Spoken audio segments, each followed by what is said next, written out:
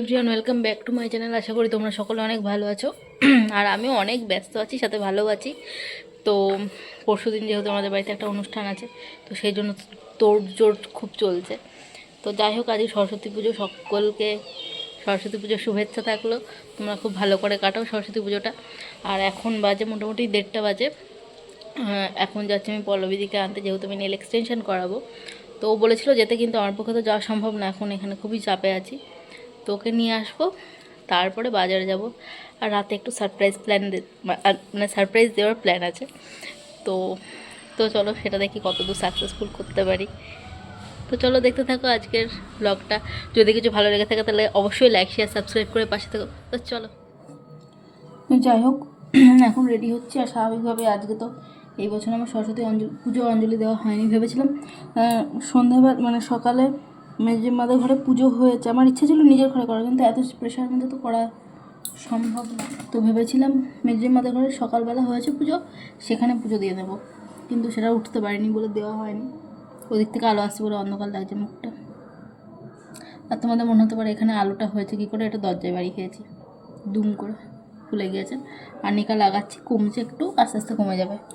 পরশুদিন অনুষ্ঠান, আজকে আমার কপালে এই অবস্থা। তো যাই হোক, তো চলো ঘুরে আসি। তোমরা কারা কারা কী কী এনজয় করলে বলো সরস্বতী পুজোয়।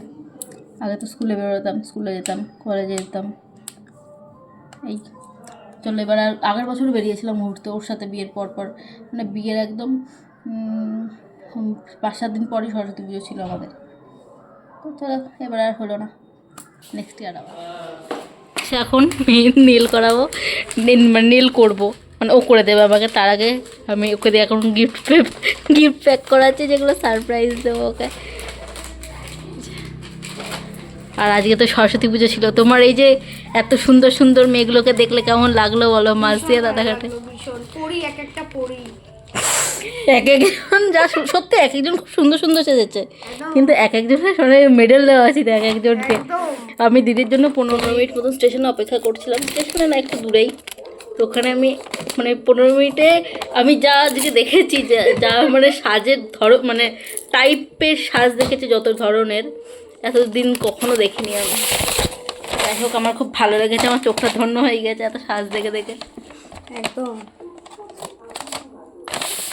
চলো আগে এটা করে নিই, 4টে এখন প্যাক করবো, তার মধ্যে একটা বক্স, 3টে অন্য কিছু। তো এখন দিদির নেলস করা কমপ্লিট।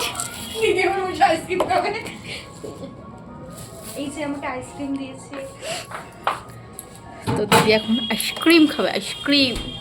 কিন্তু কালকে আসতে পারবে তো ঠান্ডায়। এই যে আমাকে আইসক্রিম দিয়েছে ঠান্ডার মধ্যে। আমার কি এই দেখো নেলস, যেমন বলেছিলাম একদম সেরকম করে দিয়েছে, দারুণ হয়েছে, দারুণ হয়েছে। আর দিদির কাজ, দিদির কাছে আমি 5 থেকে 6 বার করলাম, এই নিয়ে 2 বছর ধরে করছি। অনেক ইমপ্রুভ হয়েছে দিদির কাজে, অনেক ভালো হয়েছে, অনেক সূক্ষ্ম হয়েছে। প্রশংসা করলি না নিন্দা করলি? না, তোমার আগে থেকে ভালো হয়েছে। Thank you. চলো, ডাস্টবিন কই?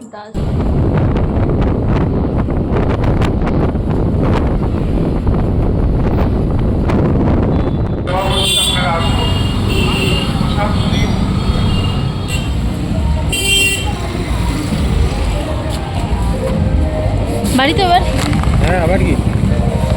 আমার পার্লারে যাওয়া হলো না, পার্লার বন্ধ। কি অবস্থা। তো বাজার থেকে এসে একটু গল্প করছিলাম, আর এখানে পিসিকে বলেছিলাম সকালে আলু তরকারি করার জন্য, আলু কেটে রাখতে, তো সেটা কেটে রেখেছে, এখন তরকারিটা করবো। কালকে যেহেতু ষষ্ঠী আছে, কোনো একটা শীতল ষষ্ঠী বা কিছু একটা ষষ্ঠী, আমি জানি না। তো মা বড়দি যেহেতু আসছে, দুজনেরই ষষ্ঠী আছে, তো ওরা বাসি খায় নাকি, নিয়ম এটা। তো সেই জন্য আলু তরকারিটা করে রাখছি, ওটা দিয়ে খাবে। বলেছিলাম ভাত করবো, ভাত তো করতে বারণ করলো, তো শুধুমাত্র এটাই করবো। তো চলো করে নিই, তারপর আরও অনেক প্ল্যান আছে, সেগুলো করতে হবে।